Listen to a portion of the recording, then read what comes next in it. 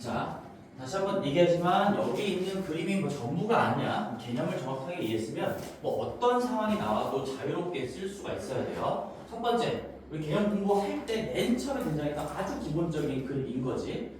우리가 어떤 이참수, 뭐 ax제곱으로 시작하는 최고차함계수가 a인 걸 그냥 표현해 놓은 거고, 이참수 어떤 직선이 뭐 알파, 여기 지금 알파, 베타 이런 것들은 내가 밑에다가 써놨죠? 다 x 좌표를 의미하는 겁니다. x 좌표. 그래서 알파 콤마 어쩌고랑 베타 콤마 어쩌고에서 만난다라고 했으면 우리가 요 f라는 식에서 g라는 식을 뺀 놈이랑 0과의 관계로 바꿔 쓸 수 있다고 그랬죠? 좌변으로 이항한다는 얘기예요. 좌변으로. 그러면 f라는 식에서 g라는 식을 뺀 놈이 차함수라고 부르는 거고, 차이를 가지고 만든 함수다라고 해서 차함수라고 그냥 이름이 붙는 거고요. 그러면 차함수와 0, 이 x축이라는 게 우리가 함수로 표현하면 얘가 y는 0인 거니까 이 0이라는 걸 보면은 x축을 떠올릴 수 있어야 된다. 결국엔 이항을 했을 때 한쪽을 x축으로 고정시켜 놓을 수가 있으니까 우리는 이 복잡한 두 개의 함수를 어떤 차함수도 여전히 몇 차 함수일까요? 2차 함수일 수밖에 없겠죠. 우리 1차 함수는 최고차함을 건드릴 수가 없으니까 1차식을 뺀다고 해도 이 f-g라는 놈은 여전히 2차일 거고 최고차함 계수가 a라는 것도 바뀌지 않을 겁니다. 여기는 총수로 한번 볼까요? 그래서 a로 썼을 때 이 교점의 x좌표가 변하지 않는다는 게 중요한 거야. 우리가 방정식에서 뭐 우변을 좌변으로 이항한다고 해도 그 방정식의 본질이 바뀝니까? 안 바뀌는 거죠. 이항을 하건 뭐 좌변 우변에 똑같이 몇 배를 하건 그 방정식의 균형을 깨지 않는 행동이라면 교점, 방정식의 실근 자체, 이 알파랑 베타라는 것 자체는 절대로 바뀔 수가 없다. 당연히 요 2차 함수와 이 2차 함수는 좀 다르게 생겼겠죠. 최고차함 계수는 같지만 뭐 합동이긴 하지만 위치가 좀 달라지겠지. 당연히 끌어 내려왔으니까. 그렇지만 합동임은 유지하면서 우리가 알파, 베타가 교점에 x좌표인 걸 알고 있으니까 이 차함수는 바로 인수정리를 이용해서 식작성도 할 수가 있겠죠. 뭐 이런 것들. 그래서 f랑 g 각각은 뭔지 몰라도 f-g가 a의 x-알파, x-베타로 작성이 된다라는 거는 자유롭게 가지고 놀 수 있어야 됩니다. 오른쪽 이제 뭐 접하는 상황을 볼 건데 잠깐만 이거 얘기하기 전에 근데 내가 예시를 지금 직선이라고 들었지만 얘들아 너희들이 이차함수와 이차함수의 교점이어도 상관이 없어요. 만약에 차함수를 구했을 때 여전히 2차인 것만 보장이 되면 내가 만약에 이렇게 2차가 있었고 뭐 이렇게 2차가 있었어요. 얘가 뭐 2x 제곱으로 시작한 놈이야. 얘가 마이너스 x 제곱으로 시작한 놈이야. 여기 교점이 알파래. 여기 교점이 베타래. 그럼 내가 요놈 빼기 요놈과 차함수와 x축과의 관계를 보더라도 차함수가 여전히 최고차함 계수가 3인 것만 조심하면 되겠죠? 그래서 3x 제곱으로 시작하는 2차 함수와 x축과의 교점의 x좌표는 여전히 알파, 베타로 유지가 되겠지. 꼭 직선이 아니더라도 함수의 개념은 언제든지 적용할 수가 있다라는 겁니다. 2차 함수가 유지가 되면.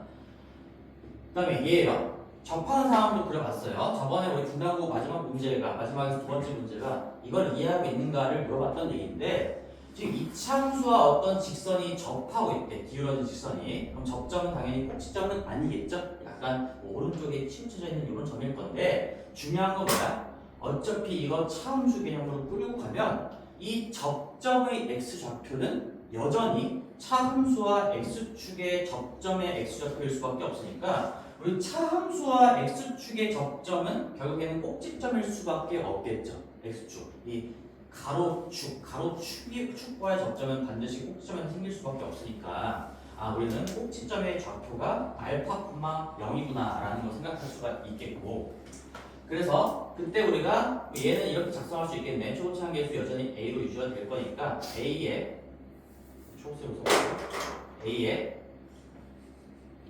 알파에서 접한다니까요. x-알파라는 인수를 두 번 갖고 있어야 된다. 중근이다. 이런 얘기겠죠. 그래서 차함수는 f-g는 a의 x-알파의 제곱이다.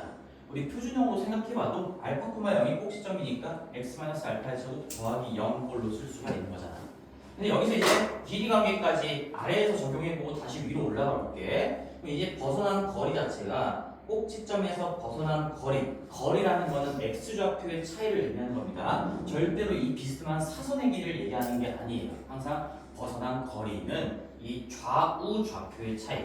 그럼 여기가 알파 마이너스 베타가 길이가 될 거니까 그놈의 제곱에다가 최고차항 계수의 절대값을 곱한 게 그 지점에서의 높낮이의 차이가 될 수밖에 없다라는 거고, 이걸 다시 위로 갖고 가보면 결국에는 이 벗어난 거리 자체 이만큼도 여전히 알파 마이너스 베타일 거니까 그 지점 이만큼 왼쪽으로 간 지점에서의 이 1차함수와 2차함수의 함수값의 차이도 똑같이 얘랑 같은 길이를 유지할 수밖에 없겠죠. 그래서 그 개념을 알고 있는가가 분담고 마지막 두 번째 문제였어요. 이걸 알고 있으면은 이런 생각들을 할 수 있으면 뭐 판별식 이런 걸 쓸 필요가 없었다라는 얘기고, 상황별로 각각 외우려고 하지 말고 이 차함수의 개념을 정확하게 이해하시기 바랍니다. 그리고 더 중요한 건 계속 얘예요. 방정식의 실근은 교점의 x좌표이다. x좌표이다. 그럼 이렇게 되겠지. 교점이 두 개였으면 차함수와 x축으로 갖고 와도 교점이 두 개인 거고, 그 교점의 x좌표가 그대로 유지가 될 거고요. 접점이 있었으면 차함수로 갖고 와도 여전히 접점일 겁니다. 접점은 접점이고요. 교점은 교점이다. 까지도 생각할 수가 있겠죠. 그 다음에 다음 상황도 그려봤어요. 뭐 이런 상황도 이제 생각해 볼 수가 있을 거야. 어떤 2차 함수가 있어. 최고차항 계수가 a 2차 함수가 있어. 근데 두 개의 접선이 있어요. 지금 왼쪽에서 이렇게 접하고 있는 직선이 있고, 뭐 오른쪽에서 접하고 있는 직선이 있고요. 각각을 내가 그냥 GH라고 불러볼 건데, 그럼 너희들이 GF와 G의 차함수를 한번 생각해 본다고 하면, 지금 여기 접점이 결국에는 차함수의 꼭지점이 될 거고, 그럼 벗어난 거리가 이만큼이 될 거고, 그 벗어난 거리에 해당하는 만큼의 높이 차이가 생길 거잖아? 그치? 그 다음에 마찬가지로 이 오른쪽에서 F와 H의 차함수를 관찰한다고 하더라도 결국에는 이 베타라는 게 H와 F의 차함수, 즉 F-H의 꼭지점의 좌표가 될 거고, 꼭지점의 X좌표가 될 거고요. 그럼 벗어난 거리 자체가 이만큼일 거야. 지금 이 교점까지 벗어난 거리 자체가 요만큼일 거야. 따라서 이 왼쪽 차함수에서 벗어난 거리 요만큼이고요. 오른쪽 차함수 꼭지점에서 벗어난 거리가 요만큼이 될 건데, 근데 문제는 우리가 F에서 G를 빼든 F에서 H를 빼든 최고차항의 개수는 바뀌지 않는다. 그쵸? 이 차항은 건드릴 수가 없다라는 얘기죠. 그럼 내가 최고차항 개수가 똑같아. A의 절대값으로 똑같은데 이 벗어나는 거리, 이게 결국엔 똑같을 거 아니야, 길이가? 요만큼이 얼마였길래 요 길이가 나왔고, 이게 얼마였길래 요 길이가 나왔는지는 아직 모르겠지만 이 길이가 똑같이 표현이 된다는 것 자체가 지금 요 길이랑 같을 수밖에 없다라는 거. 그래서 결국에는 이 두 개의 접선의 교점의 x좌표는 이 알파와 베타의 정확하게 가운데일 수밖에 없다. 그런 얘기예요. 이것도 이 자체를 내가 외우라고 설명해 주는 게 아니라 다 차함수 논리가 들어가는 겁니다. 차함수 논리가. 왼쪽 편에서 차함수를 생각해봐도 꼭지점으로부터 벗어난 거리는 요만큼이야. 오른쪽 차함수를 생각해봐도 꼭지점으로부터 벗어난 거리가 요만큼이야. 근데 지금 교점에서의 이 높이 차이가 당연히 똑같이 표현이 되고 있으니까 결국엔 두 접선의 교점의 x좌표는 원래 접점의 정확하게 가운데 좌표를 가질 수밖에 없고, 여기다가 이걸 써놓을 수가 있겠죠? 이 길이는 우리가 요 차이가 결국에는 요거에서 요거 뺀 거나 요거에서 요거 뺀 건데, 그게 이 베타 마이너스 알파의 딱 반이겠죠? 반반인 거니까 여기는 2분의 베타 마이너스 알파, 요 벗어난 거리의 제곱에다가 최고차항 계수는 건드려지지 않을 거니까요. 최고차항 계수의 절대값을 곱한 게 요 놈의 길이가 된다. 이런 것도 이제 2학년 되면은 열심히 배울 건데 1학년 때도 생각할 수가 있어서 갖고 와본 거예요. 2학년 가시면 이런 거 굉장히 많이 다루게 됩니다. 이제 계속 차함수에 대한 이해도를 높여주려고 예시를 자꾸 들어보고 있어요. 다음번 요것도 사실 1학년은 시험지에도 한번 나왔을 것 같은데, 뒤에 있나 앞에 있나 했던 것 같은데, F라는 거 얘는 좀 구체적으로 적어봤어. F가 x제곱 마이너스 3x 더하기 1 아무렇게나 적어봤어요. 그 다음에 g라는 함수랑 h라는 1차 함수가 있지만 내가 지금 이 두 개를 평행하게끔 준 겁니다. 평행하게끔. 기울기가 똑같이 1이고요. g가 더 높이 있으니까 뭐 k1이 k2보다는 더 큰 상황이겠죠? 그러면 이제 g와의 교점 중에서 왼쪽에 있는 교점의 x좌표가 마이너스 2고 또 h와의 교점의 왼쪽에 있는 교점의 x좌표가 마이너스 1일 때 우리 여기 오른쪽에 이 두 개를 다 쓸 수가 있겠지. 그치? 차함수를 생각해 본다면 차함수. 자, f에서 g를 빼면요. x제곱이고요. 1창이 마이너스 4x로 바뀝니다. 차함수를 생각해 봤을 때 우리가 f에서 g를 뺀 놈의 생김새를 관찰해 보면 x제곱 마이너스 4x 플러스 어쩌구가 될 거고요. 그 다음에 f에서 h를 뺀다고 해도 x제곱 마이너스 4x 플러스 어쩌구가 될 거라 우리 근관계수와 관계를 쓸 수가 있겠죠? 내가 차함수 논리를 적용하시면 결국엔 x제곱 마이너스 4x 더하기 어쩌구는 0이다라는 거에 두 개의 실근이 마이너스 2와 요 값이 될 거니까 두 실근의 합, 두 근의 합이 4인 상황이죠.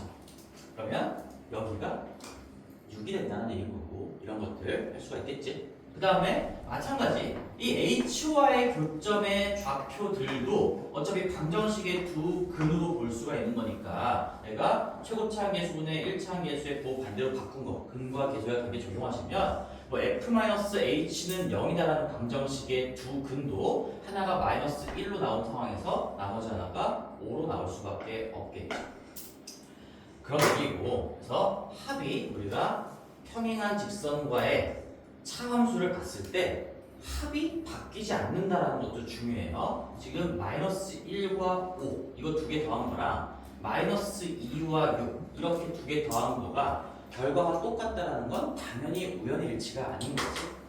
평행한 직선이 있으면 기울기 즉 1창의 개수가 똑같기 때문에 우리 차함수를 생각했을 때 뒷부분의 상수항은 어떨지 모르겠지만 1창까지는 똑같이 나올 수밖에 없어요. 똑같은 2차 함수에서 똑같은 1창을 빼냈기 때문에 여기까지는 똑같이 나올 수밖에 없다. 그러면 우리가 유지가 되는 건 두 근의 합이다. 곱은 다르겠죠? 상수항이 다를 거니까 곱은 다르겠지만 합은 똑같이 유지가 될 수밖에 없다.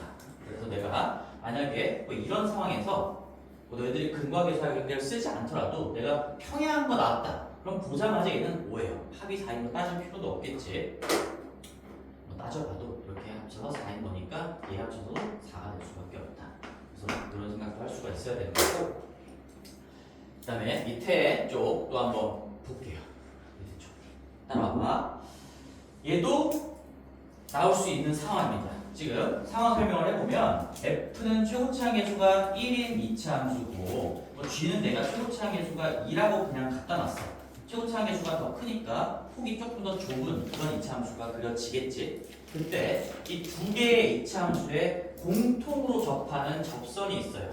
이 용어 자체도 지금 1학년 때 배우진 않지만 그냥 직관적으로 이해할 수 있는 단어니까 공통 접선이라고 불러요. 공통 접선. 공통 접선인데요.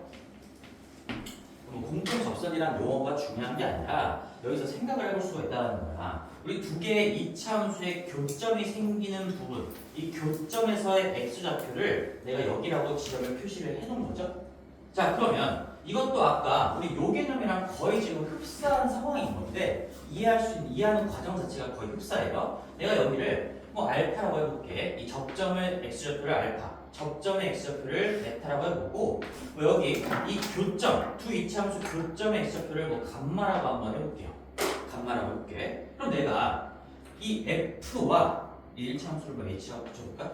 f와 h의 차함수를 생각해보면 요 왼쪽 2차 함수와 직선의 차함수를 생각해보면 결국엔 요 접점이 꼭지점이 되는 겁니다. 머릿속에 이미지가 떠올라야 돼요. 이 선이 x축으로 바뀌면서 꼭지점의 x좌표가 알파가 되는 거고요. 그러면 알파에서 감마까지 얼마나 벗어났길래 요만큼의 길이가 만들어지는가 되겠죠? 그 다음에 오른쪽 차함수를 생각해보면 여기 꼭지점에서 얼마나 벗어났길래 이만큼의 길이가 만들어지는가, 높이 차이가 만들어지는가 인 건데 지금 요 거리에 대응하는 이 길이랑 이 벗어난 거리에 대응하는 이 길이가 똑같이 표현이 됐으니까 우리는 이렇게 식을 쓸 수가 있겠네. 최고차 계수가 1이에요. 차함수 해봤자 최고차 계수 왼쪽 차함수는 1인 겁니다. 그럼 1에다가 벗어난 거리가 감마 마이너스 알파라고 한번 해볼게. 요놈의 제곱이 되겠죠? 그게 이 노란색 길이가 될 거야.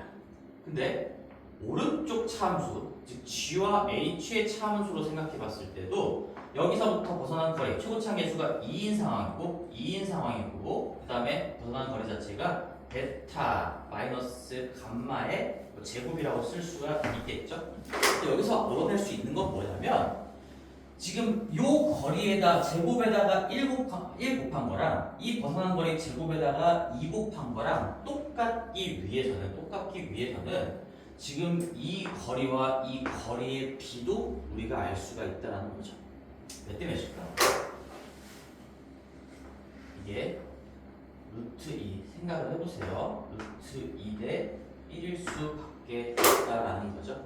그치? 루트 2만큼 벗어났어야 우리 제곱해서 2에다가 최고차항 1 곱해가지고 2가 만들어질 거고 이 1만큼 벗어났어야 1의 제곱에다 최고차항 계수 2 곱해가지고 똑같이 2가 만들어질 거니까 이걸 외우면 안 돼. 최고차항 계수가 1이니까 그거 루트 씌운 거 자리 바꾼 비다 뭐 이런 식으로 외우는 게 아니라 우리 차함수 논리를 이해하고 있으면 이 거리가 똑같이 작성된다? 벗어난 거리가 몇 대 몇일까? 그럼 결국에는 감마는 알파와 베타의 루트 2대 1 내분점이라고 할 수가 있고 우린 내분점 아직 공통수학원에서 배우지 않았으니까 여기 길이를 루트 2대 1로 잘라내는 지점이 감마 지점이 된다 생각할 수가 있겠죠.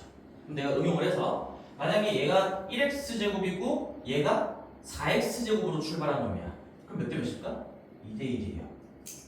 1x제곱이고 5x제곱이야? 루트 5대 1일 수밖에 없어. 길이의 b 자체가. 그죠? 벗어난 거리의 b를 너희들이 판단할 수가 있다라는 얘기인 거죠. 얘랑 이해하는 과정은 똑같습니다. 생각을 해보시고 중요한 거는 지금 이 길이의 b를 벗어난 거리, 꼭지점으로부터 벗어난 x 좌표 차의 b를 구할 수가 있다는 얘기인 거지.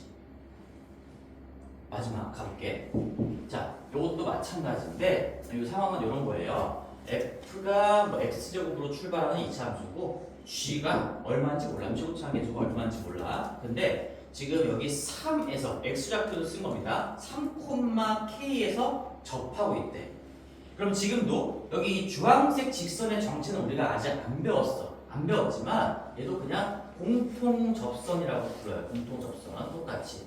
우리 접점이 있다라는 의미는 너희들이 이제 미분을 배우면 이 접한다라는 의미는 그 접점을 지나는 순간적인 직선, 순간적인 변화율이 똑같다라는 얘기인 거거든. 그래서 뭐 그런 복잡한 생각 집어치우고 일단 우리는 이 접점을 지나는 접선을 그릴 수가 있는데 이 이차함수와 이차함수가 접하고 있기 때문에 그 접점을 지나는 접선을 그리면 그 접선은 F에도 접하고 G에도 동시에 똑같이 접한다. 이런 얘기예요. 그 정도만 이해하면 괜찮을 것 같아. 자, 그러면 마무리 좀 해보자. 최고차항 계수를 내가 구하라고 한번 써놓은 거거든. 여기서 너희들이 최고차항 계수를 구할 수 있을까요? 한번 잠깐만 생각해 볼래? 1분만 생각해봐. 이제 빌드업을 쭉 해놨으니까 최고차항의 계수를 구할 수가 있을까? F의 최고차항 계수 1이고요. 지금 이 Y는 K, 이 접점을 지나는 이 가로선과의 교점의 X좌표를 내가 1, 3, 4라고 준 상황이에요. 1, 3, 4. 최고차항 계수의 절대값. 최고차항이 얼마일까? 이게 얼마일까요?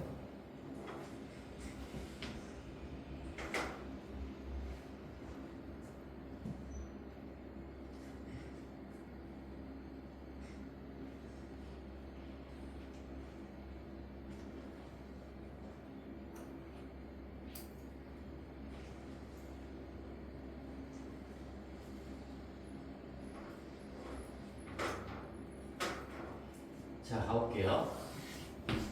이 공통 접선, 직선을 H라고 합시다. H. 그러면 계속 똑같은 얘기를 하고 있는 겁니다. 이 F와 H가 접한다.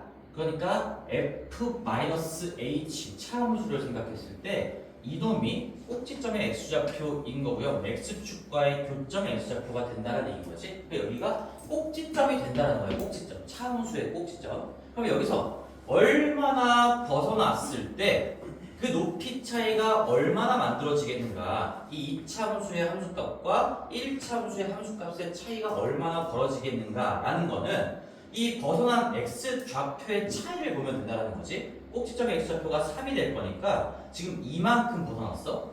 그리고 최고차항 계수가 1 건드려지지 않을 거잖아요. 그럼 여기는 최고차항 계수가 1인 상황에서 벗어난 거리가 3에서 1로 지금 이만큼 벗어났기 때문에 여기 2의 제곱일 거고 이 길이 자체가 4가 될 수밖에 없다.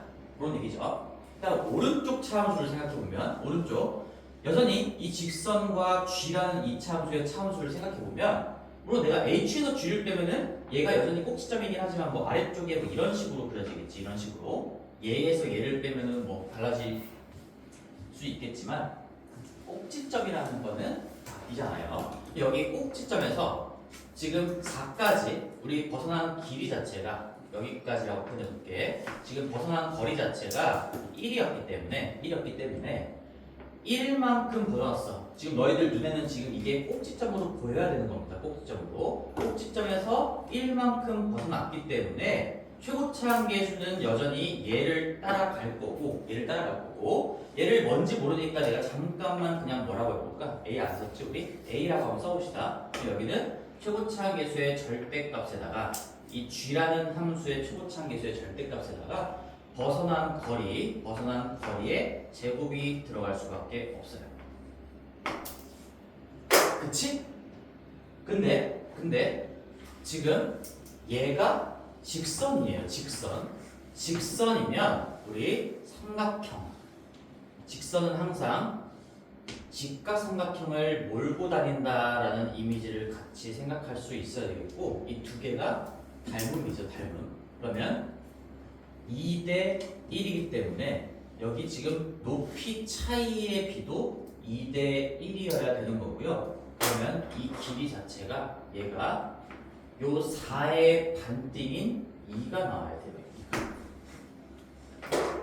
따라서 G라는 놈의 최고차항의 개수는 이 위로 블록인 것까지 감안했을 때 얘는 마이너스 2 이렇게 구할 수가 있겠죠.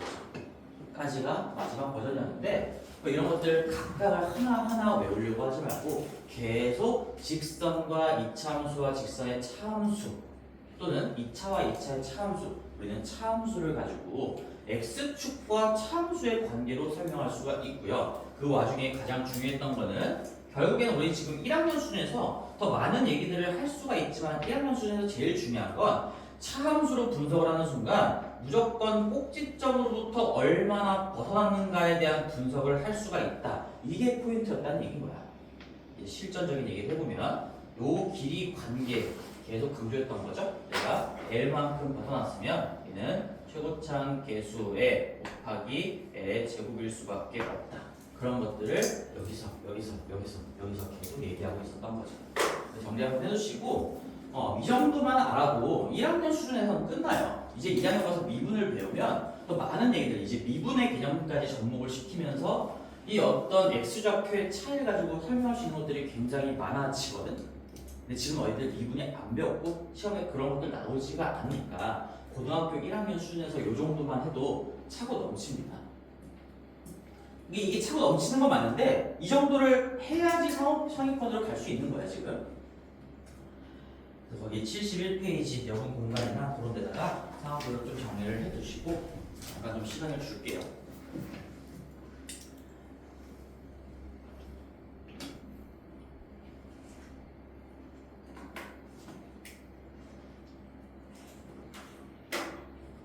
너희들이 다시 한번 공부할 때도 지금 내가 초록색으로 쓴 부분들을 채워나가는 게 미션이었거든. 내가 이 문제들을 지금 썼을 때 이런 걸 너희들이 스스로 채울 수가 있는지 여기에 이런 값들 합이 일정하다 이런 것들을 스스로 채울 수가 있는지를 체크해 보세요. 지금 지금 내가 전부 다 초록색으로 표시한 것들이 다 너희들이 끌어내야 되는 결론이었습니다. 여러분들 여기도 마찬가지죠.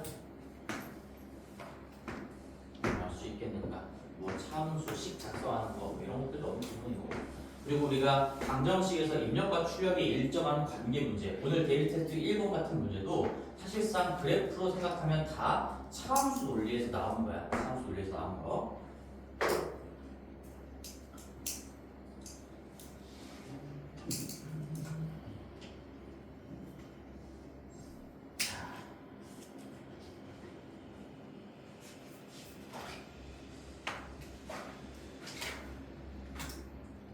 정리하신 분들은 우리 인천 국제고 한번 봅시다. 자, 어땠나요? 국제고 숙제 좀 보자. 숙제 한 거. 쓴 거랑.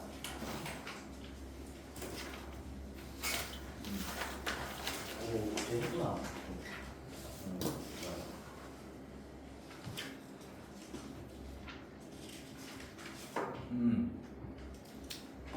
점수 왜안 썼어? 틀린 개수라도 좀 써라.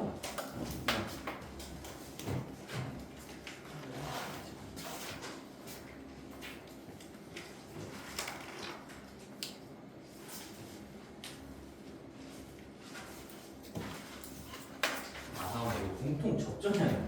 공통 접선인데 접전이라서 접선이잖아. 자, 그래서 나머지 정리는 이제 영상으로 보충하면서 지금 정리 다 못한 친구들은 일단 집에 가서 어차피 너희들 복습해야 된다 이거. 계속 해가지고 이게 그냥 아무것도 아닌 것처럼 가지고 놀 수 있어야 돼. 차함수 제일 중요한 게 이 차함수.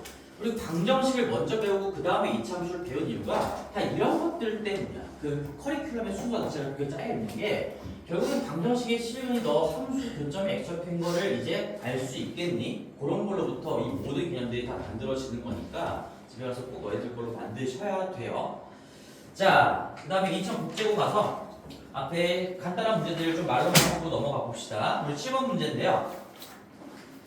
7번 문제는 풀지 않을 건데 지금 여기에서 뭐 이런 꼬라지들이 나왔죠? 7번 문제들 i의 n제곱에 마이너스 1의 n 더하기 1제곱들 여기다가 n을 1부터 n 자리에 1부터 집어넣어 가면서 뭐 거듭제곱들의 합을 구해보세요. 뭐 이런 거죠. 합이 1 되는 거. 얘를 어쨌든 분석을 해야 되겠지만 그냥 한마디만 적고 넘어갈게요. 얘 자체가 뭐 마이너스 1의 거듭제곱들이 있긴 하지만 어쨌든 이거 i분의 1, 이게 마이너스 i인 거니까 이 마이너스 90도와 관련된 숫자가 펼쳐지는 거고 결국에는 당연히 4개씩 썸띵일 수밖에 없어요. 복잡하게 나와도 이 관련된 회전복수수가 뭔지 주기를 우리가 4라는 걸 찾을 수가 있으니까 4개씩 뭔가가 있겠다.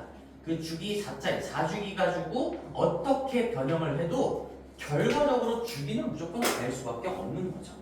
지고 보고 꼬아도. 그래서 4개씩 끊어봤을 때 뭐 합이 0 되는 거 쉽게 파악할 수가 있을 거고, 그 다음에 1이 된다라고 했으면 몇 번째에서 끝나야 되는 거지? 이거 주기 4개만 써볼까? 맨 첫 번째 거뭐 구해보셨을 거야 다들. 마이너스 i가 될 거고, 뭐 마이너스 i 제곱분의 1인 거니까 플러스 1이 될 거고, 그 다음에 플러스 i가 될 거고, 그 다음에 마이너스 1이 될 거고, 이 4개가 반복된다는 거는 다들 확인했을 거잖아? 몇 번째까지 더해야 합이 1이 되는 겁니까? 이거 저번에도 했던 연습이죠? 세 번째까지죠? 그래서 우리가 찾는 거는 4k 플러스 3꼴이구나. 4k 플러스 3꼴에 어떤 의미 있는 영수 k를 설정했을 때 3, 7, 11 이런 데서 끝나야 합이 1로 딱 마무리가 되겠구나. 그런 거죠. 1200 이하의 4k 플러스 3꼴의 자연수의 개수 3부터 1197까지 뭐 얼마야? 1199까지구나. 1199까지 개수 세는 거고요. 그 다음에 8번도 하고 싶지 않았지만 한 번만 더 해볼게요. 한 번만. 8번. 이제는 그냥 조건 반사적으로 나오죠, 얘들아?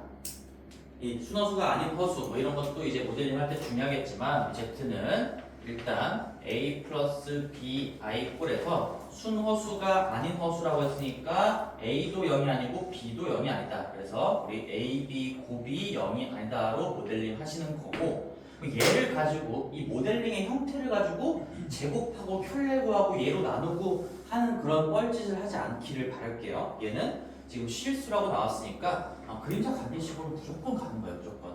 내가 모델링을 가지고 계산할 만하면 얘를 가지고 쓰면서 A와 B의 조건을 얻어가셔도 되는데 지금은 제곱하고 켤레를 얘로 나누고 이런 거 할 시간에 남들보다 빨리 치고 나가려면 켤레 관계, 그림자 관계식을 쓰는 게 낫겠죠.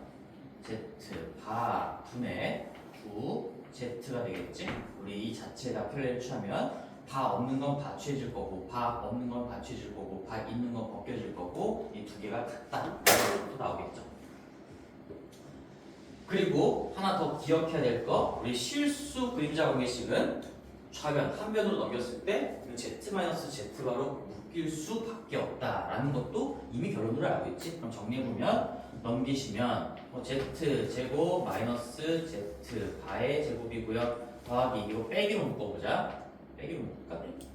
더하기로 묶자. 그 다음에 Z 더하기 9로 묶으면 9에 Z분의 Z바 마이너스 Z바 분의 Z는 0이 될 거니까 요거 통분하시면 Z-Z바 나올 거고 요것도 합차로 찢으면 Z-Z바 나올 거고 그래서 정리하면 Z-Z바로 묶인 상태에서 너희들 풀었을 거니까 그냥 결과만 적어볼게요. Z 더하기 Z바가 나오고요. 또다시 1 마이너스 ZZ바 분의 9 이런 식으로 뭐 인수분해라고 얘기할 수는 없지만 인수분해된 형태 뭔가 얘로 묶여지는 형태가 나올 겁니다. 근데 여기서 이제 우리 A, B의 곱이 0이 아니다. 얘가 순허수가 아닌 허수라고 나와 있으니까 뭐 얘도 0이 될 수가 없고 얘도 0이 될 수가 없어요. 얘는 우리 말로 표현하면은 우리만의 표현으로 하면 EBI를 얘기하는 거고 얘는 EA를 얘기하는 거죠. A랑 B랑 둘 다 0이 아니라는 거를 순허수가 아닌 허수라는 표현으로 줬으니까 결국엔 여기가 0이 될 수밖에 없고 얘가 9라는 얘기죠. 엄청 간단한 문제예요. 그러니까 이런 것들이 그림자 관계식을 떠올릴 수 있으면 굉장히 간단하게 풀릴 수밖에 없다. 한 10번째 반복하고 있으니까 이제는 좀 맞춰보기를 바란다. 정말. 자, 그러고요. 10번 가볼게요. 10번도 오늘 뭐 질문도 들어왔고요. 한번 복습만 좀 해보자. 이거 77제곱 점화식으로 한번 풀어볼게요. 점화식으로. 10번도 일단 교과서적인 방법도 알고는 있어야 돼. 뭐가 교과서적인 방법이다 이런 표현도 좀 웃기긴 하지만 뭐 둘 다 교과서적인 방법이야. 그런데 얘는 만약에 내가 곱셈 공식 변형식으로 가려면 3344로부터 출발해야 된다. 이런 거는 알고 있어야 되긴 하죠. 내가 시험 때 생각이 안 날 수도 있으니까 우리 뭐 크게 머리에 부담을 주지 않는 정도의 양이라면 다 알고 있는 게 무조건 좋은 거지. 여기에서 뭔가 빼내시면 되겠지. 뭐 알파 세제곱, 베타 세제곱에 알파 더하기 베타 이런 걸 빼내면 다 만들어지겠지. 그래서 합과곱으로 다 표현할 수가 있는 거고. 근데 얘는 단점이 뭐야?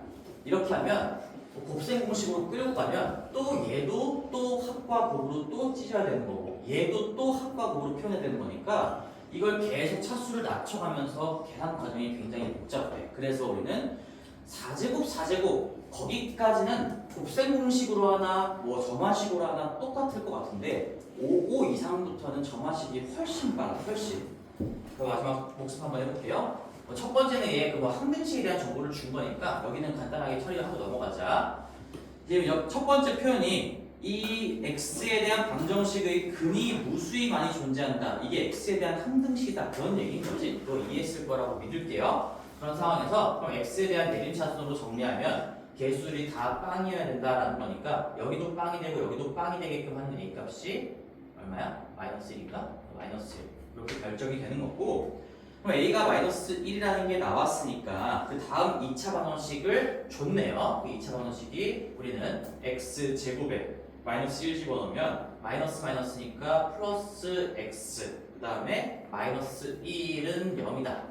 요 방정식의 두 근을 알파, 베타라고 줬고 그런 상황에서 7제곱 더하기 7제곱을 구하라고 했어요. 그럼 우리 거듭제곱들의 선형결합 형태구나. 근데 개수가 1, 덧셈 얘를 구하라는 거니까 그 형태를 본따서 점화식을 만들어 보면 되겠구나. 어차피 점화식은 반드시 이 2차 방정식의 계수 구조랑 똑같이 갈 수밖에 없으니까 얘를 보자마자 얘가 주어져 있으면 땡큐고요. 안 주어져 있으면 작성하시면 되는 거고 어떻게 하기로 했지? 정화식으로 풀 거면 x제곱 남겨놓고 나머지 반대로 이항해서 마이너스 x 1제곱 플러스 x의 0제곱으로 적는 거야. 플러스 1로 적으면 실수합니다 너희들. 그래서 읽을 때는 얘가 내가 구하고자 하는 꼴의 전항이고요. 얘가 내가 구하고자 하는 꼴의 전전이다. 그러면 내가 알파의 77을 구하기 위해서 66과 5를 알고 있으면 되는구나. 덧셈 구조를 그대로 가져가면서 66을 알고 싶으면 5544, 5를 알고 싶으면 4433. 결국에는 초기값 2개를 알고 있으면 2개 가지고 다음 거, 2개 가지고 다음 거 이런 식으로 불을 지펴갈 수가 있다는 얘기인 거지. 그래서 맨 처음 초기값 이 알파 베타는 당연히 0이 아니기 때문에 0제곱 1 더하기 1에서 얘는 2라는 게 밝혀질 거고, 그 다음에 알파 더하기 베타는 근과 계수와의 관계 참고하시면 되겠죠. 마이너스 1이 될 거고요. 그 다음에 이제 점화식으로 가면 되는 거니까 우리 점화식, 관계식 본 거 얘 가지고 그대로 읽어주시면 됩니다. 전 거에 마이너스 1 곱하고 전전 거에 한 배를 더한다. 전 거 부호 바꾸고 전전 거 더하면 되겠네요. 부호 바꾸고 더한다. 3이네요. 부호 바꾸고 더한다. 마이너스 4네요. 부호 바꾸고 더한다. 7이네요. 부호 바꾸고 더한다. 마이너스 11이죠. 부호 바꾸고 더한다. 18이고 부호 반대로 바꾸고 더한다. 마이너스 29고 정답은 마이너스 29가 되겠죠. 이렇게도 풀 수가 있고, 내가 죽어도 새로운 걸 받아들이기가 싫다 그러면 고생문식으로 하셔도 됩니다. 이렇게 했는데도 안 할 거면 그건 너희들이 선택한 거니까. 자, 그래서 가이드라인도 제시를 해줬어. 우리가 5차부터는 뭐 이거 플러스건 마이너스건 뭐 앞에 2가 곱해져 있건 5부터는 정화식을 가는 게 좋고, 이게 꼭 지수가 똑같이 안 돼 있어도 상관없어. 우리가 뭐 이런 걸 알파의 4제곱 더하기 베타의 5제곱을 구하시오 이런 문제가 나오진 않겠지만, 절대로 나오진 않겠지만, 이런 것들은 초기값을 어떻게 생각하면 될까? 이것도 점화식은 무조건이야. 무조건. 이 알파와 베타의 거듭제곱의 선형결합으로 만들 수 있는 것들은 무조건 점화식은 얘로 표현이 될 수밖에 없다. 그게 개념 설명이었죠? 그럼 얘는 초기값을 이렇게 생각하면 되겠지? 만약에 4, 5짜리를 구하고 싶어? 그러면 맨 첫 번째 거를 0제곱, 1제곱 이렇게 하나 차이 나는 걸 유지하면서 첫 번째 값을 구해보면 될 거고, 그 다음 두 번째 거를 알파 1제곱 더하기 베타 2제곱 이 두 개를 가지고 부호 바꾸고 더하고요, 부호 바꾸고 더하고요 이런 식으로 지수를 하나씩 늘려가면서 계속 불을 지펴갈 수가 있다. 이런 거지. 나오진 않을 거야. 우리는 어쨌든 곱셈공식 문제이기 때문에 우리가 시험에서 보게 될 꼴은 이런 꼴들밖에 없기는 할 거예요. 결국에는 이런 것들밖에 나올 수가 없기는 합니다. 그렇지만 얘만을 구할 수 있는 그런 개념은 아니었다. 그건 좀 알고 있자. 그 다음에 11번은 11번은 안 하려고 했는데 이게 질문이 조금 많이 들어와가지고 한번 해볼게요. 11번은 사실 이 고등학교 문제라기보다는 이 소수에 대해서 너희들이 알고 있나, 약간 중학교 1학년 때 소수를 처음 배우잖아? 그걸 알고 있나 뭐 그런 것들을 물어보는 것 같기는 한데, 왜 갑자기 이런 문제가 뜬금없이 들어가는지 모르겠지만 한번 해봅시다.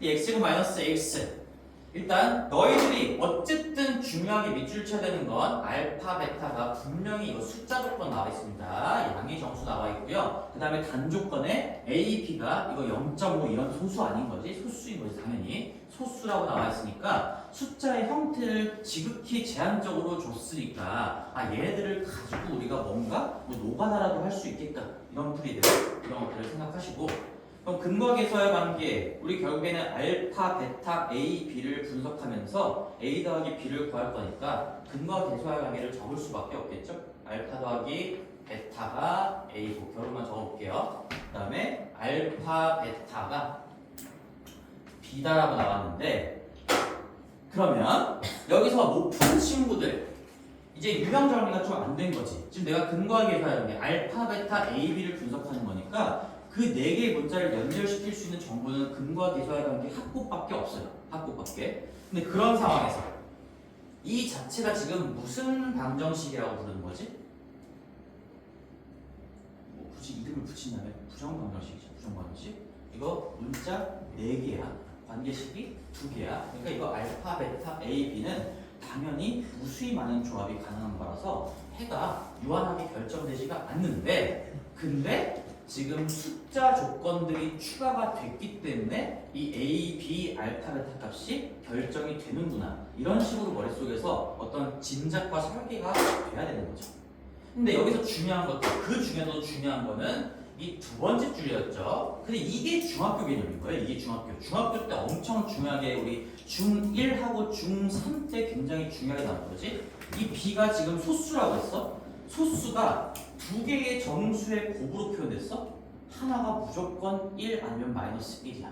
그치? 우리 만약에 소수는 지금 소인수가 안 되는 거잖아. 근데 만약에 2개의 정수의 곱으로 됐으면 이 7이라는 걸 내가 억지로 2개의 정수로 찌는다면 얘는 반드시 1 곱하기 7이나 마이너스 1 곱하기 마이너스 7밖에 없어요. 중학교 때 굉장히 중요했던 개념인 거죠. 너희들이 한 칸이 반드시 1 또는 마이너스 1이라는 걸 알고 있니?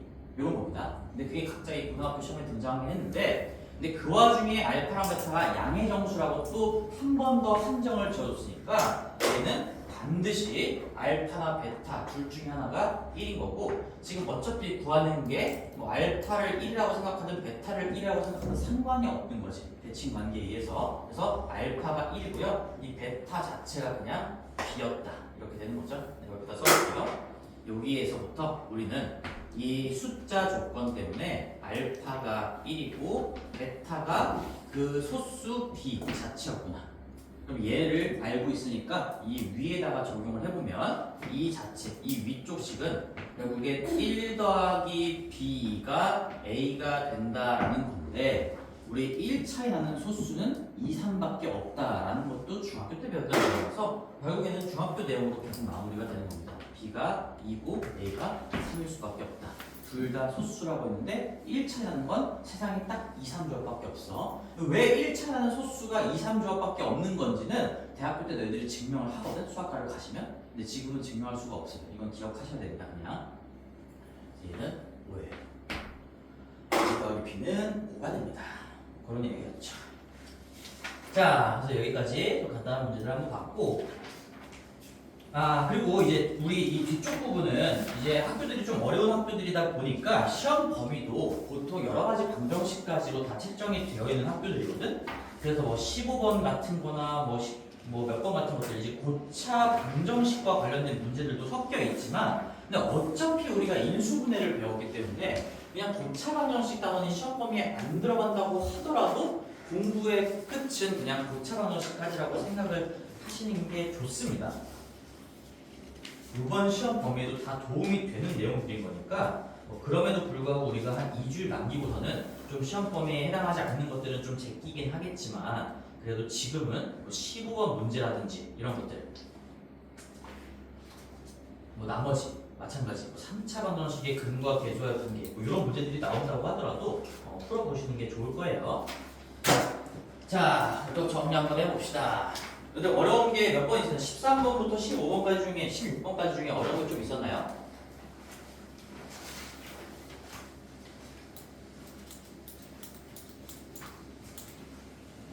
천천히 할 거야. 오늘 요거 하나만 제대로 공부해도 또 실력이 많이 상승하는 거니까.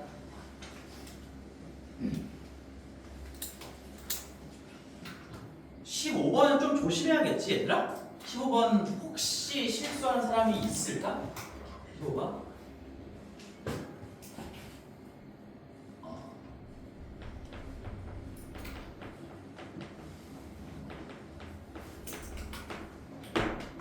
15번을 보면은 우리 요거 하기 전에 한 번만 더 정리해보자. 진짜 마지막 찐막 우리 요거 있죠?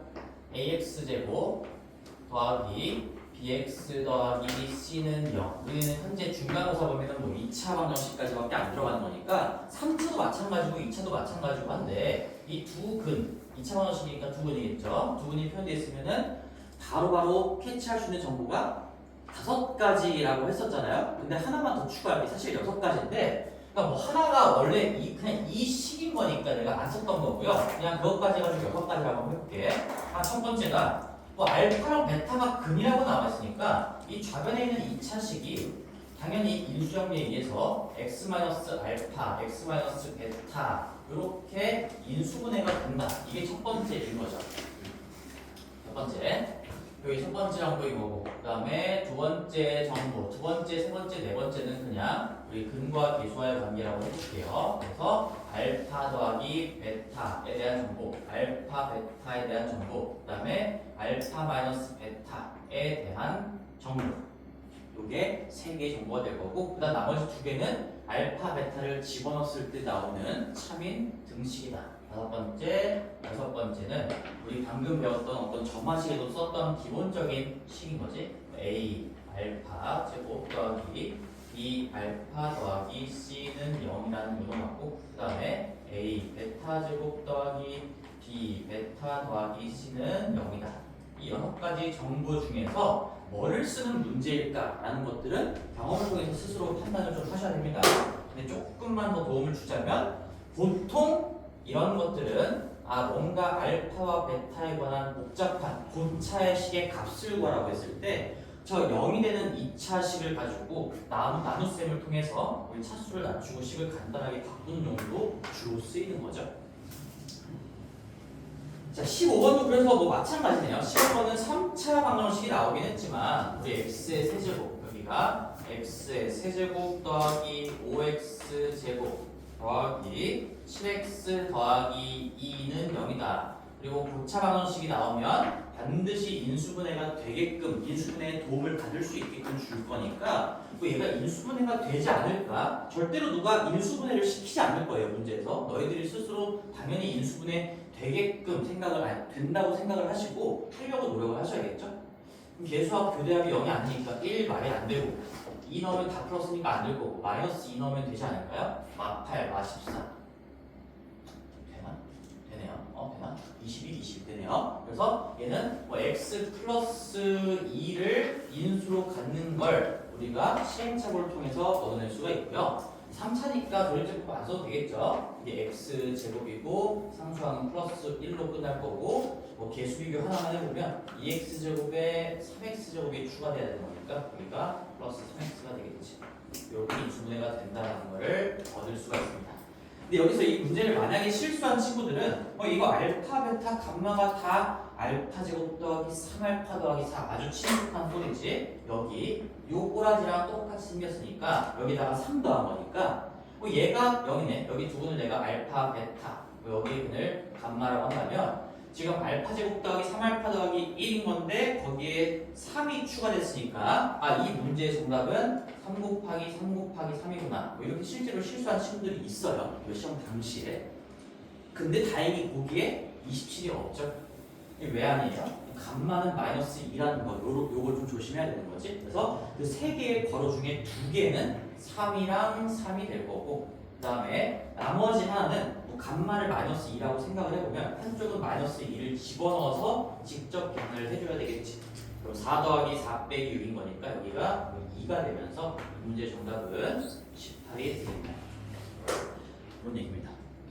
그 다음에 16번 가볼게요. 16번도 또 똑같은 흐름이에요. 지금 이 개념 가지고 똑같이 하는 건데, 16번은 여러 가지 방법이 있죠. 16번은 우리 지금 B 플러스 C, 그 다음에 E-B, 그 다음에 E-C의 값을 구해보라고 했으니까 너희들이 이제 센스껏 이 B 더하기 C를 바꾸셨어야 되겠지. 우리 A 더하기 B 더하기 C가 얼마라고 줬으니까 지금 A 플러스 B 플러스 C 한번 써볼게. 얘가 2고 이제 둘씩의 합 AB 더하기 BC 더하기 C가 얘가 마이너스 1이고, 셋씩의 합, 저 세 개의 곱이 A, B, C가 3인 거니까 요거 합을 줬으니까 이 B 더하기 C 그리고 나머지 형태를 보고도 영감을 좀 얻을 수가 있겠죠. 얘를 이 B 더하기 C를 당연히 E-A로 바꾸면 우리가 대칭 관계로 E-A, E-B, E-C를 분석하면 되는 거니까 뭐 전개를 하더라도 얘가 훨씬 쉽겠죠. 그래서 이거 전개하셔서 풀어도 되는 거고, 뭐 어떻게 또 풀어도 돼요? 우리 2차 방정식에 작성하듯이 3차 방정식 작성을 해줍니다. 일단 이거 작성 자체는 뭐 중간고사 범위는 아니긴 하지만 우리 하나씩의 합, 둘씩의 합, 셋씩의 합 다 나와 있으니까 저 A, B, C를 그대로 하는 3차 방정식은 x 세제곱에 요거 합부 반대로 바꾼 게 2차항의 개수고요. 그 다음에 요거 둘씩의 합 그대로 한 게 1차항의 개수고요. 곱부 반대로 바꾼 게 상수항이 되겠죠. 애초에 근과 계수와의 관계 자체가 마이너스 a분의 b가 근들의 합인 거고 a분의 c가 둘씩의 합인 거고 마이너스 a분의 d가 곱인 거니까 요거 바꾸고 요거 그대로 하고 요거 바꾸고 최고차항 계수 1로 두시면 3차 방정식을 작성한다. 2차 방정식이랑 똑같은 개념인 거야. 근과 계수와의 관계는 2차에만 적용이 되는 게 아니라 2차, 3차, 4차 모든 것들이 다 똑같은 규칙으로 작성이 되는 거니까 뭐 얘를 작성할 수 있으면 우리가 구하고자 하는 답은 요 왼쪽에 있는 식에다가 그냥 2 집어넣으면 거겠죠. 왜? A, B, C가 그린 거니까 A, B, C가 그린 거니까 지금 이 좌변에 내가 작성한 이 3차식이 얘가 x-a, x-b, x-c 인수정리해서 얘랑 똑같다는 얘기잖아. 그러면 우리 여기 이 식에다가 2 집어넣으면 정답이 될 거예요. 8-8 더하기 2 빼기 3 마이너스 1이 정답인가? 그렇게 되겠네요. 전개가 마이너스 1이 아닌가? 뭐야? 마이너스 1 아니네. 정답이 뭐야? 계산 잘못했나? 아, 여기 뭐 잘못 썼나? 2. 아, 여기 마이너스 1이구나. 그러면 이거 마이너스 1이고 여기가 마이너스 1 그대로 가야 되니까 마이너스고요. 그럼 8-8 빼기 3이니까 마이너스 5가 되겠네. 얘를 내가 fx라고 한다면 지금 이 문제는 그냥 f의 2를 구하는 꼴인 거죠. 우리 2차 방정식에서도 이런 거 나오는 경우가 많지. 우리 여기서도 뭐 예를 들어서 우리가 뭐 x 제곱 마이너스 3x 플러스 4는 0이다. 요놈의 두근을 알파 베타라고 하자. 아니면 너희들이 알파 베타 가지고 2차 방정식을 작성할 수도 있는 거고. 근데 그런 상태에서 뭐 대표적인 꼴이 이런 거잖아. 3 마이너스 알파 3 마이너스 베타.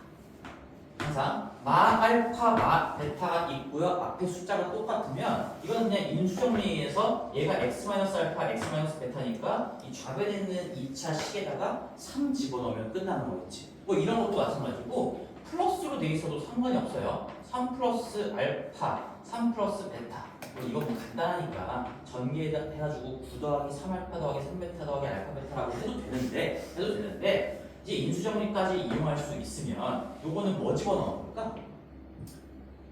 요거는 우리 둘 다 마이너스를 좀 빼내가지고 마3 마알파와 마3 마베타의 곱으로 생각해도 똑같은 거지. 지금 마이너스 1 하면 어차피 1 되는 거니까. 그래서 그 x자리에다가 마이너스 3 집어넣은 걸 얘기하는 거예요. 마이너스 3 집어넣은 거. 그렇게도 생각할 수 있으면 좋겠다. 16번은 그 얘기를 좀 해주고 싶어서 한번 봤고요. 3차 방정식은 시험 범위는 아닙니다.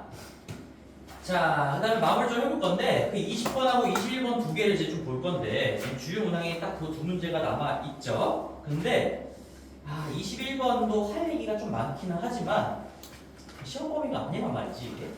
이제 시험 범위가 다 나온 상황에서. 그래서, 21번은 다 풀진 않고, 이따가 하나만 좀 얘기를 해줄게, 하나만. 20번을 풀어봅시다. 20번은 굉장히 중요해요. 20번은 이거 입력과 출력의 일정한 관계에 가장 높은 난이도의 문제인 거죠. 입력과 출력의 일정한 관계. 식 작성하는 문제인 건데, 당연히 그런 거겠지. 지금 f 함수값을 4개를 알려줬고, f가 4차식이다라고 했으니까, 너희들이 제일 최악의 방법은 뭐 최고차항 계수가 2니까요. 여기 20번 한번 보겠습니다. 이렇게 하면 안 된다는 걸 얘기해 줄게. fx는 최고차항 계수가 2라고 해서 다차식이니까 뭐 2x 4제곱 나머지는 모르니까 ax 세제곱 더하기 bx 제곱 더하기 cx 더하기 d 한 다음에 미정계수가 4개고 지금 정보가 나에서 4개 있으니까 1 넣은 거, 2 넣은 거, 뭐 3 넣은 거, 4 넣은 거 해가지고 연립방정식 이렇게 풀진 않았을 거야. 그렇게 풀면은 이 한 문제 풀다가 시험이 끝나겠죠. 당연히 그런 의도가 아니고. 자, 그래서 어떤 얘기를 할 거냐면 우리가 입력과 출력의 일정한 관계인 거거든요. 이 문제도. 근데 이 개념을 좀 생각을 해봐. 봐봐. 너희들이 지금 미정계수가 4개 있다라는 건 좀 한 번쯤 생각해 볼 만해. 4개가 있기 때문에 우리가 이 식이 결정이 되려면, 그러니까 하나의 식으로 결정이 되려면 점이 몇 개가 필요할까? 점도 얘기해 볼게요. 점이 최소 4개 필요합니다. 4개. 연립방정식의 논리에 의해서 내가 1 넣었을 때 뭐 된다, 2 넣었을 때 뭐 된다, 3 넣었을 때 뭐 된다, 4 넣었을 때 뭐 된다. 이런 최소한의 4개의 정보가 있어야 이 A, B, C, D가 하나의 숫자로 결정이 되면서 하나의 4차식 4차 함수가 만들어지겠죠.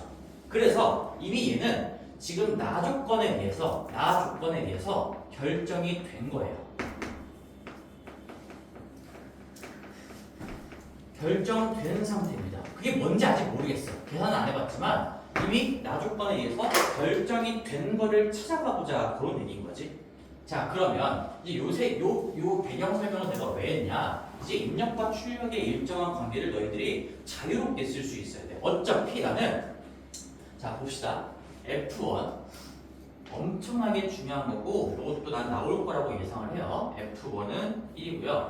F2가 더럽게 2인 거고요. 그 다음에 F3은 2인 거고 F4는 1인 건데 이걸 ABC로 놓고 4개를 집어넣어가지고 연립방정식을 푸는 것보다 우리가 결국에는 지금 이 4개의 정보가 다 입력과 출력의 일정한 관계가 아니지만 일부를 이용해도 상관이 없다는 거예요. 어차피 결정되어 있는 4차 식을 구하는 거니까 내가 이 중에서 입력과 출력의 일정한 관계가 보이는 게 이렇게 있어요. 이거 2개.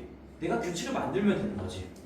1 넣었을 때 1 된다? 2 넣었을 때 2 된다? 그럼 입력과 출력의 일정한 관계로 얘는 이 fx라는 거는 잘 들어봐봐. 이렇게 쓸 수 있지 않을까? 최고차 계수가 2고 어차피 결정된 4차 식을 쓰는 거기 때문에 뭐 어떤 정보를 어떻게 반영하든 하나의 식으로 귀결될 수밖에 없어요. 무조건 같을 거야, 무조건.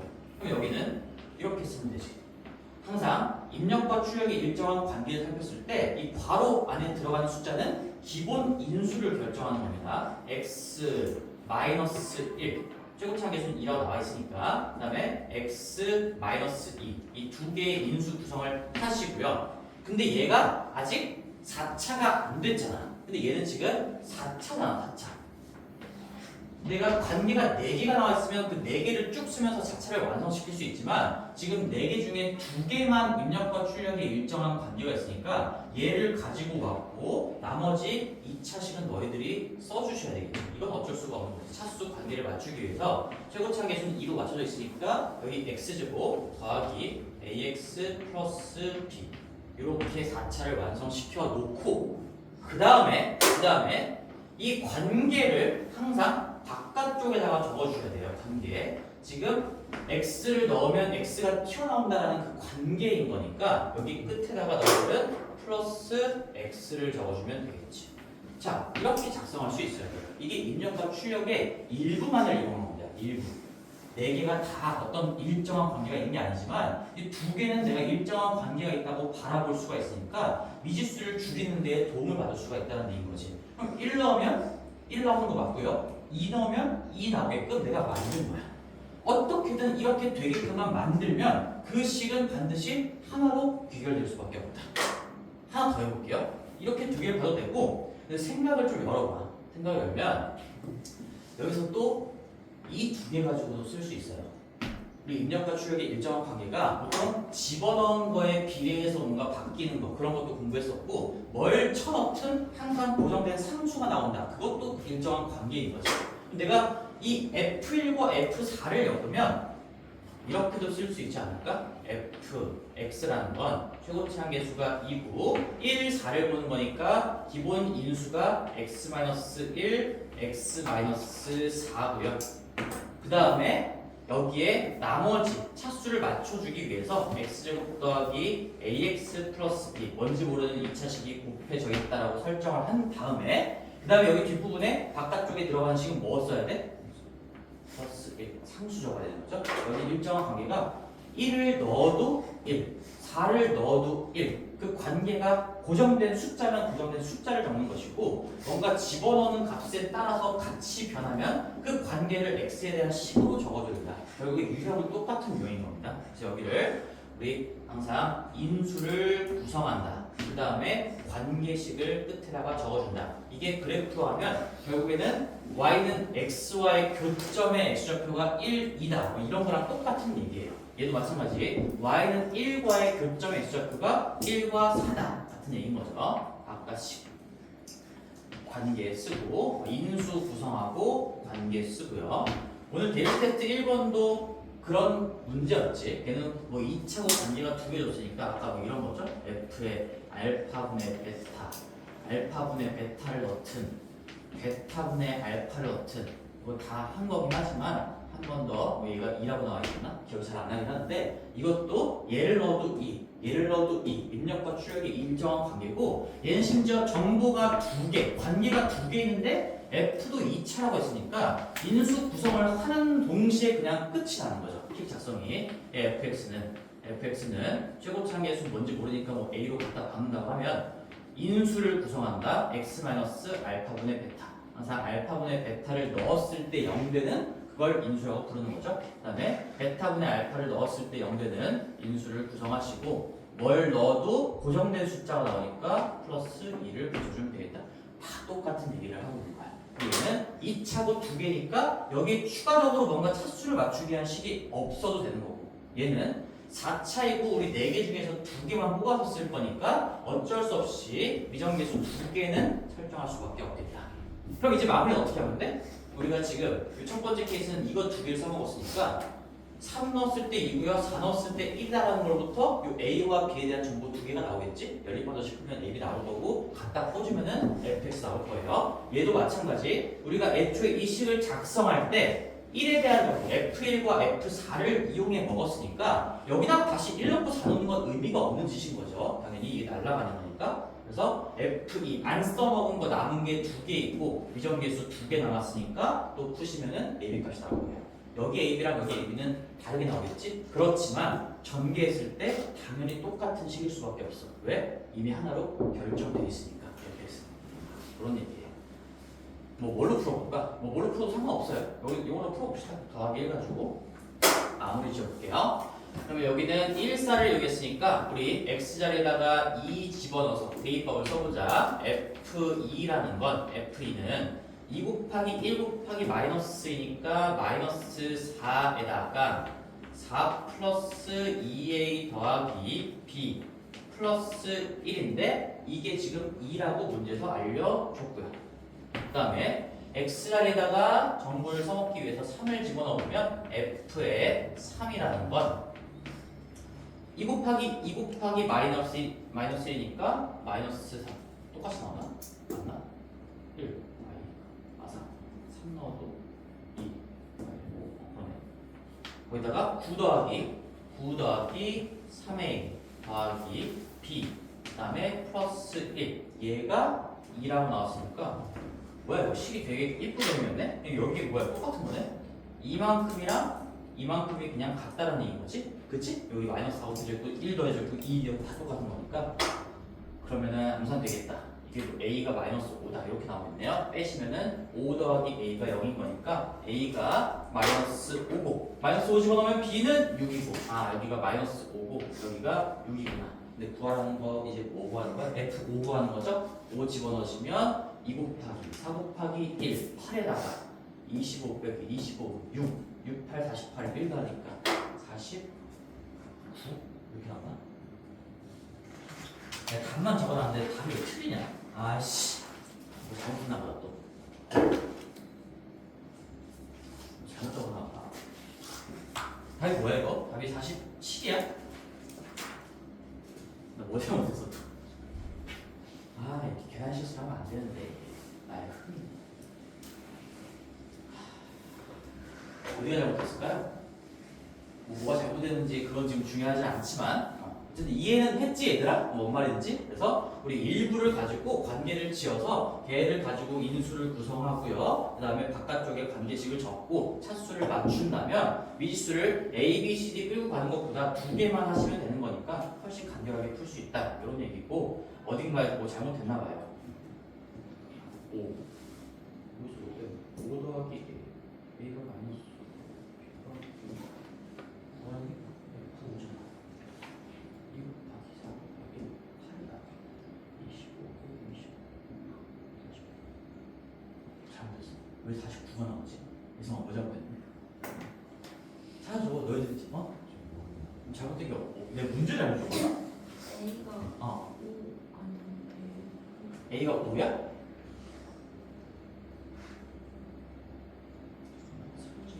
구더하기 3도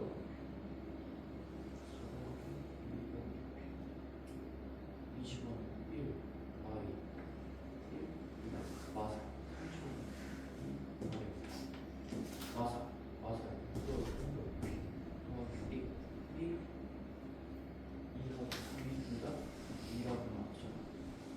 아 잠깐만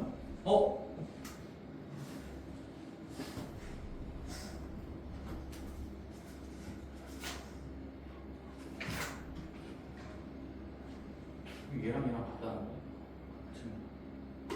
잠깐만.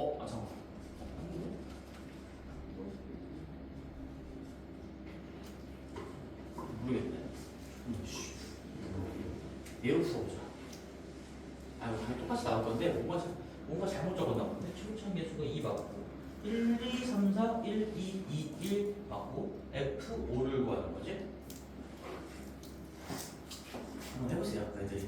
이거 지금 뭐 계산 어차피 계산 문제가 나온 거니까.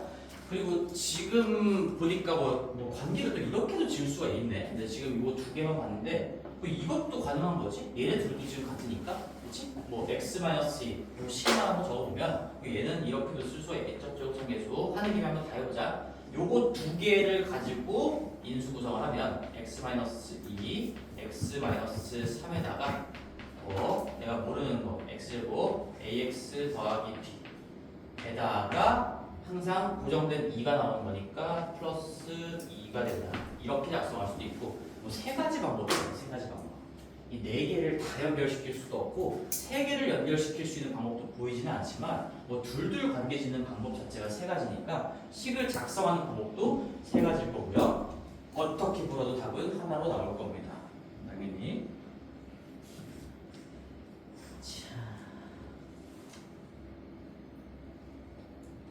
내가 뭐가 틀렸는지 꼭 알려주길 바래. 너희들 스스로 해보고.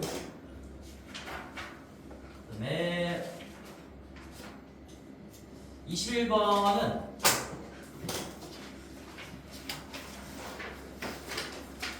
이거 일단 오메가까지 나오는 거니까 이건 진짜로 우리 범위가 아니긴 해요. 아니긴 하는데 여기 일단 처음에 고기차식 인수분해 하는 거는 그래도 우리 시험 범위인 거니까 x 4제곱 더하기 x제곱 더하기 1 요거 인수분해까지 한번 해보자.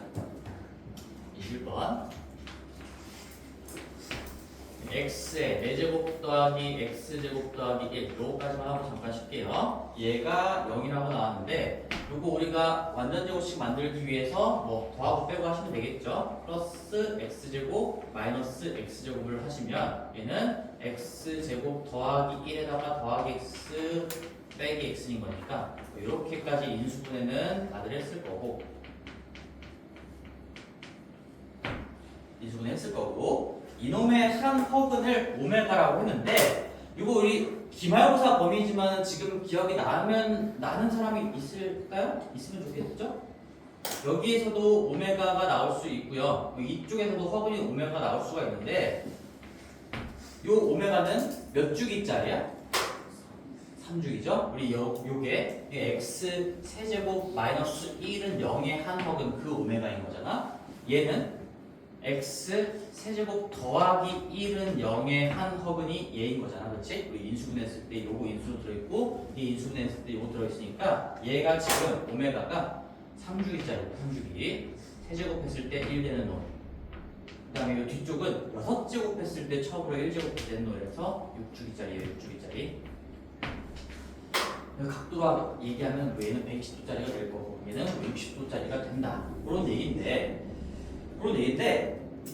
그러니까 여기서 이제 어차피 이것도 P랑 Q를 거기다가 이제 요 3주기짜리를 집어넣었을 때 QP가 하나가 나올 거고 요 6주기짜리라고 생각했을 때 PQ가 나와가지고 답이 당연히 2개가 되겠죠. 그래서 요거 집어넣은 상황에서는 3개씩 뭔가 반복되겠구나. 거기 곱해진 게 지금 2022개의 곱셈이 되어 있잖아. 근데 괄호 3개씩 뭔가 결과가 똑같이 반복되겠구나. 또는 뭔가 규칙이 있겠구나 라고 생각하실 수 있고 그 다음에 얘도 6주기니까 6개씩 뭔가 똑같이 반복되겠구나 라는 거여서 너희들이 규칙성 파악하고 하시면 풀 수 있지만 근데 이제 기말고사 때 내가 수업을 할 게 하나가 더 있었는데 잠깐 참고로만 얘기를 해줄게. 참고로만 그냥 흘려들어도 돼. 어차피 이건 기말고사 때 수업을 하려고 했던 내용이니까 나온 김에 그냥 얘기를 해주는 거예요. 이 3주기짜리잖아. 우리가 이거야. x 세제곱 마이너스 1은 0의 한 허근이 오메가잖아요. 얘가 3주기짜리잖아. 그러면 얘는 세제곱했을 때 120도, 세제곱했을 때 1 된다라는 거지. 그치? 그리고 요거 6제곱 했을 때도 당연히 1 되죠? 그 다음에 9제곱 했을 때도 당연히 1 되죠? 그래서 뭘 할 거냐면 자, 오메가와 오메가 제곱과 오메가 세제곱은 분명히 달라요. 계산을 해보시면 분명히 다릅니다. 어차피 3개가 반복될 거니까 얘는 지금 실제로 1인 거고 얘는 뭐 120도짜리가 나올 거고 얘는 240도짜리가 나올 거니까 이 3개가 다른데 얘를 세제곱해도 1이야. 얘를 세제곱해도 1이야. 이 오메가 세제곱해도 1이야. 무슨 말일까? 이 방정식의 세근이 요거라는 것도 이제는 기말고사 때는 알고 있어야 돼. 그럼 얘가 인수 정리에 의해서 x-오메가 제곱 x-오메가 세제곱은 0으로 쓸 수 있다라는 것도 알 수 있어야 돼. 그럼 실제로 똑같아. 우리가 원래 알고 있던 대로 인수분해 해보면 이 x-1이고 여기가 x제곱 더하기 x 더하기 1인 거거든. 근데 오메가 세제곱이 1이니까 이 x-1이 여기인 거고 이 x제곱 더하기 x 더하기 1이 요거 2개 복수수 범위까지 인수분해한 이 2개를 곱했을 때 얘가 그대로 똑같이 나올 건데 어차피 우리 3주기짜리는 3의 배수번 곱해도 다 1인 거기 때문에 서로 다른 3개가 세제곱했을 때 1 되는 걸 알고 있어? 그럼 그 3개가 이 방정식의 근이라고 생각해도 아무 상관이 없다. 그런 얘기죠. 근데 거기서 구하라는 꼴이 다 그거야. 2 빼기 어쩌고, 2 빼기 어쩌고, 2 빼기 어쩌고. 그래서 정답은 이게 얘잖아요. 그럼 여기다가 2 집어넣으면 그게 7이 나오는데 이게 몇 묶음이 나올까? 이 뒤에 거 3개도 다 똑같아요. 다 똑같아가지고 2022개를 3으로 나누면은 600 몇 묶음이지? 674묶음 뭐 이렇게 나옵니다. 그래서 7이 674번이다. 이렇게 구할 수도 있습니다.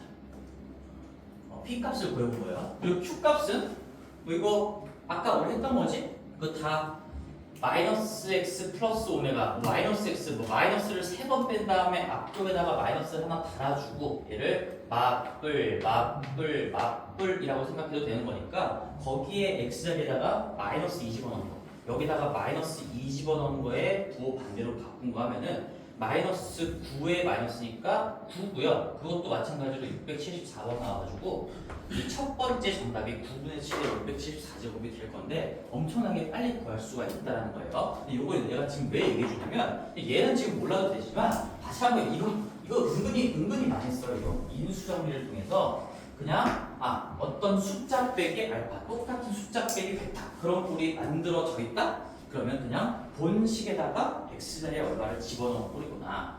여기서도 이 3개가 근이 될 수밖에 없다는 걸 통해서 이거는 기말고사 다시 한번 수업할 거고 이렇게 인수분해 할 수도 이건 물론 복소수 범위까지 강제로 인수분해를 한 거라고 생각해야 됩니다. 이거 가지고 조금 더 빠르게 계산할 수도 있습니다. 가볍게 하고 넘어갈게요. 이거는 우리 주요 문항에서도 좀 제외를 해놨어요. 당장의 시험범위는 아니니까. 자 잠깐 쉬었다가 우리 이어서 가겠습니다.